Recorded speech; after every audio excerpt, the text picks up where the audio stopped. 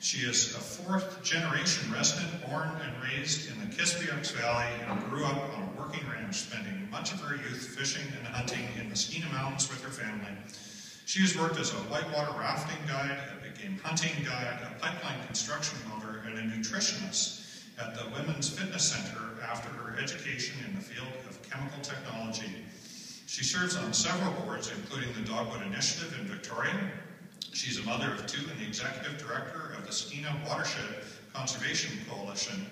Shannon founded the Skeena Watershed Conservation Coalition in 2004, an organization that has twice won the Tides Top 10 Award, which recognizes the top 10 most innovative and effective organizations in Canada. Congratulations to Shannon McPhail.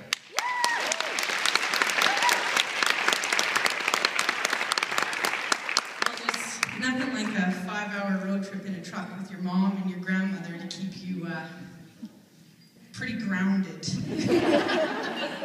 Talking about all the times and things you did as a kid to screw up. And why would anybody in their right mind nominate you for something like that?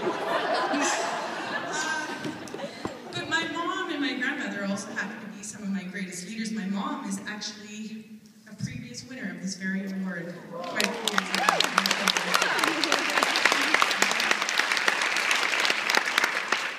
So, groovy beans. All the things that I'm sure were on the nomination form that I'm sure I've been given credit for, none of them were my ideas. So the cool thing about being in my position is I just get to turn to my community when I don't know what to do. When I ask, how do we make it better? It's the community that gives me the answer.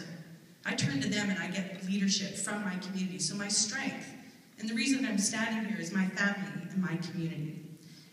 And part of, I think, of doing community enrichment is that we bring ideas that help make our community better.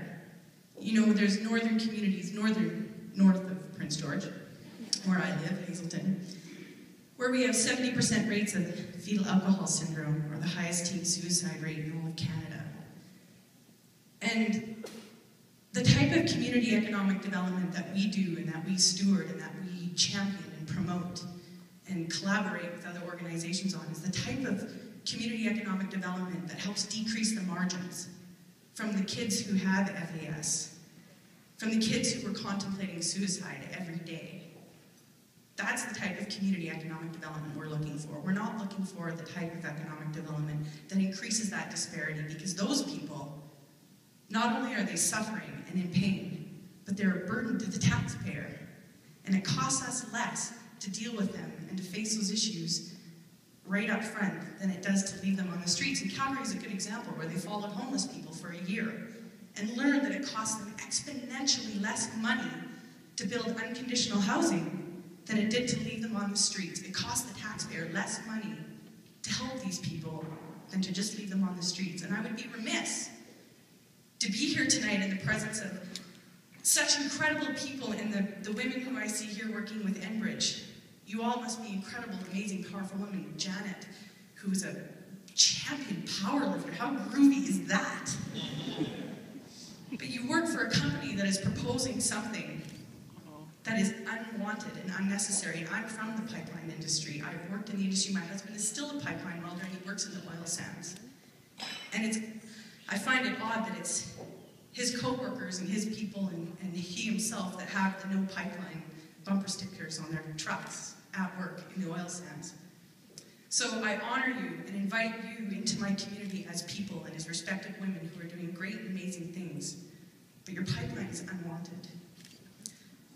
So with great respect and great honor, thank you very much. And I would like to honor my community with this award, because they are the ones who put me here, who've made me, and who honor me. And I honor them. They are my strength. Thanks.